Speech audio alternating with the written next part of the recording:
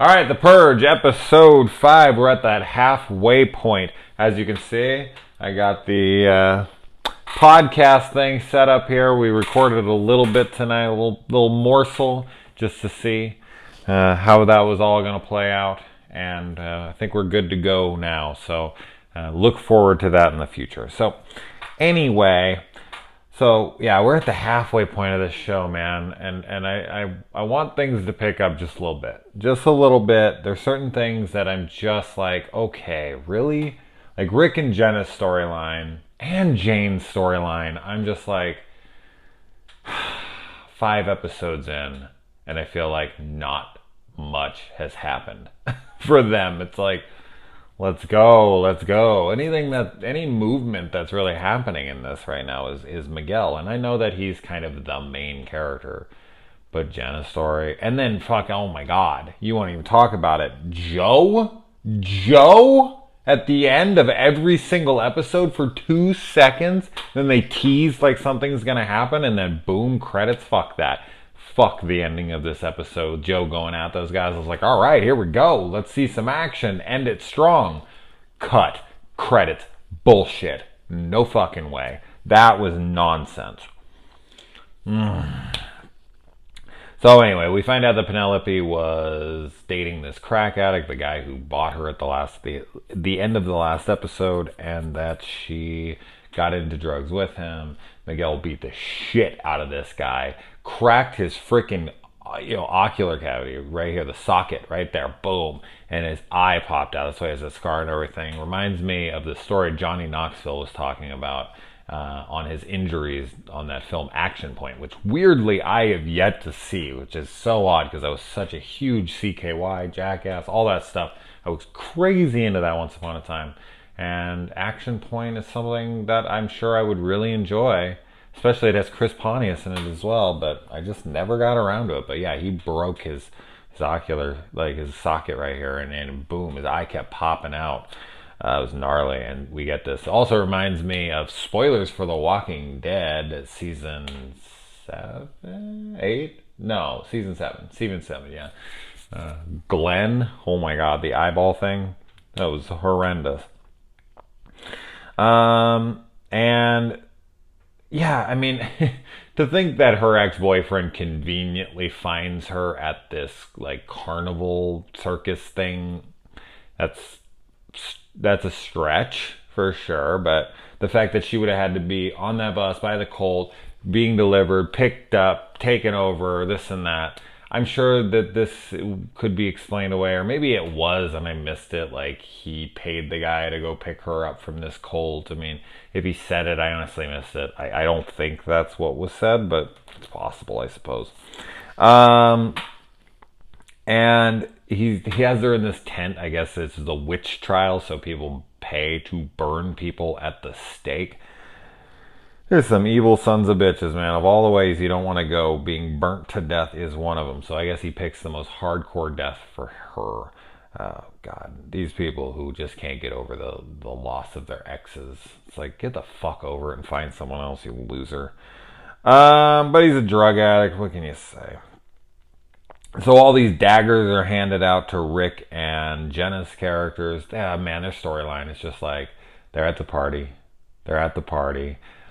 One's in Delilah. The other one's like, keep away.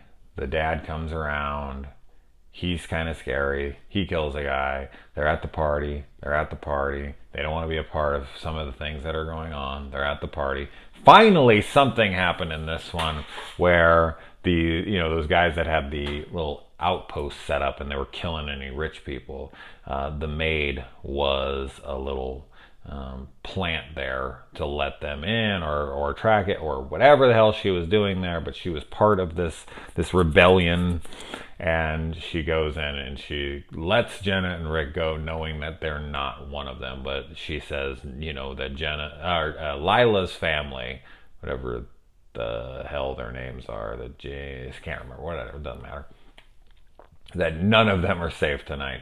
So I definitely think that Jenna is going to do something stupid and try to go back for Lila. Her heart clearly is with Lila. I don't think she might be into her husband, but she seems to be definitely much more into Lila there. So we'll see what she does, but I think she's gonna screw it up, or maybe her husband will die and then that'll make her go back. But I think she's gonna screw up and go back.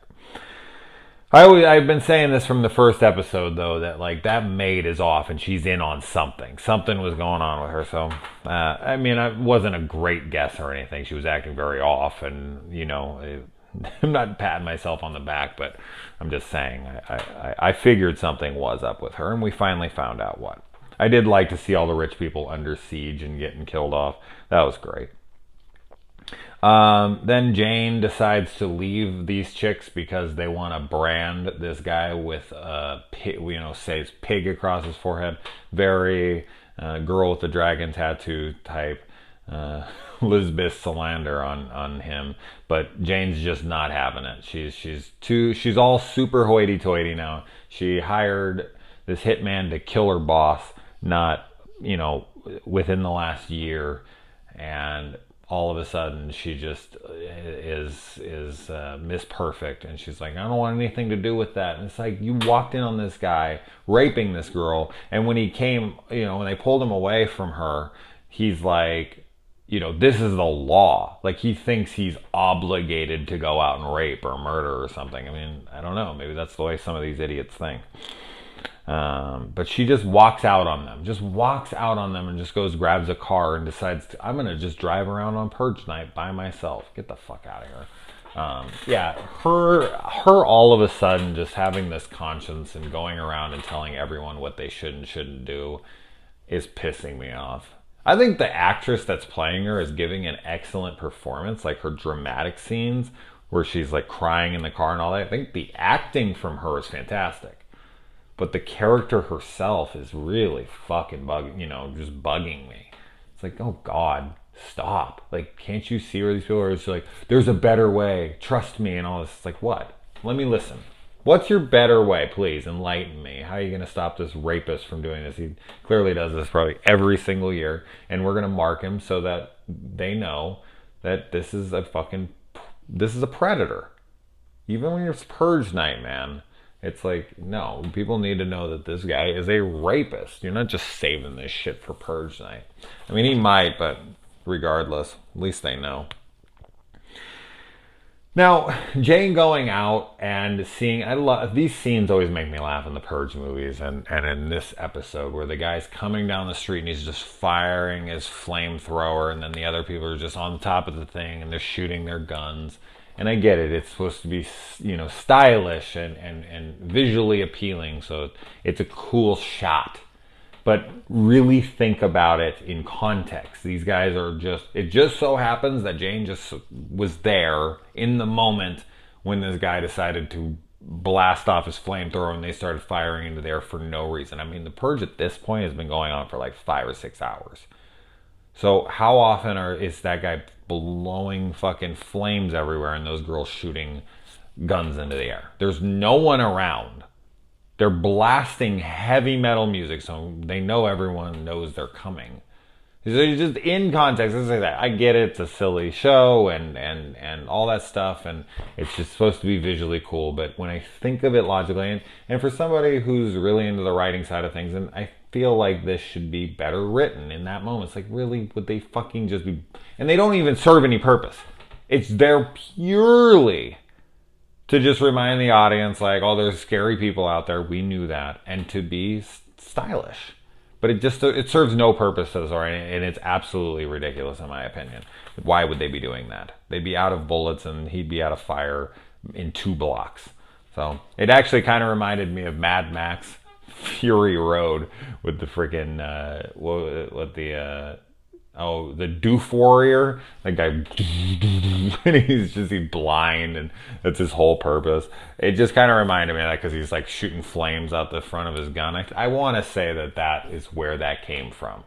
James DeMonico, that's the guy that does this show, right? All the Purge movies. I'm sure he's a big fan of that. Who the fuck isn't? If you're not, oh my god, what the hell are you doing? Mad Max Fury Road is amazing. I don't want to get too into that though, because I'm so curious on how that got nominated for Best Picture. I personally think it should have been, but I don't understand the difference between that and other things. Weird. That was weird. Anyway, let's stay on track. I'm sitting here talking about Mad Max. And I already said all that. And man, freaking Miguel, man, he did the right thing. He tries to save those people, and then they turn on him, grab the gun, and turn. He just grabs that gun. He's like, never fucking, pull a gun on someone who just saved your ass. Get out of here, you little idiots. And so he takes him in, and boom, he hears his sister. He even sees a buddy of his, and he tells his buddy, like, we're soldiers, man. We don't fucking kill civilians. What are you doing, man? And the guy's like, fuck off, I'm purging. And he runs in, and it's like, I don't know, it's like a little funhouse shoot him up or something. But then Miguel hears Penelope, and she's screaming, and he goes to run in, and boom, gets tackled. And this guy's like, I'll pay anything for him. I want him too. I'm gonna kill them both. He was right there. He even got to see it. It's the first time they've seen each other in the 5 episodes in this current timeline that we've been seeing since the beginning. And she said that now when he beats him with a rock and breaks his eye socket, I don't know the rules or the laws of the Purge universe, but she says something about him getting a 3rd strike and that putting him in the military and sending him off to war. So they handle criminals in this world by sending them to war instead of prison, or is it certain offenses? I don't know, but has that ever been explored in another movie that I missed that I can't remember? But it was interesting. For maybe aggravated assault or aggressive, angry kind of behavior, they go and they throw them in the military, kind of like they do to kids with military school. Would make sense. I don't know if they take orders and if you want to give those guys guns, but in this Purge universe, life seems to be pretty cheap to these guys. And then we find out that Fiona Dorff's character, the mother of the cult leader chick, she is a social worker 364 days a year and rounds these people up. That is criminal, okay? That is mentally fucking so screwed up that she goes and she finds these kids who are in such a weakened place and turns them to her cult, which she can only do one night a year. I don't know how long before that she gets them into this and how all the legalities and the ethics and the moralities of all that. I guess moralities don't need to play into it so much, but as far as her job there as a social worker, how can they continue to employ her when they know she's running this cult thing on the side? Maybe they don't, but yeah, she's rounding these people. I thought that was really messed up when it was like, I'm here to help, and I'm going to be the person that talks you into murdering yourself or letting people murder you, so to speak. I think I said everything here. I don't know, man. Halfway in, I should be way more into this. As I said, the only storylines that I really care about is I want to see what the fuck is going on with Joe. Can something please happen with him? It's setting it up. It's cool. Like, I keep getting set up. It's like got like the Army of Two thing going on. Video game reference, if you don't know what the hell that is. And Penelope and Miguel's storyline. Like, Jane's storyline and Rick and Jenna's storyline, I honestly could give a fuck about right now. So that needs to pick up. Something more interesting needs to happen. I like the place getting raided, all the rich people getting killed, but that's like a couple seconds. Outside of that, and Jenna's is like, or not Jenna, Jane, it's like, I don't know, come on, let's do something, let's go.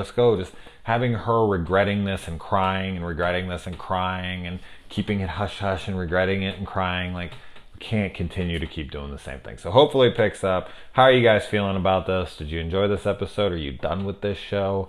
I know the show isn't being well received at all, but I'm going to stick it out for sure. So I'll be here. Let me know what you guys thought about the episode and look forward to my podcast. By the way, it's going to be called In the Mic of Madness. So that's the first time I've actually told my channel that. So there you go, guys. If you stuck to the end, you get to know first. So, all right, guys. Adios.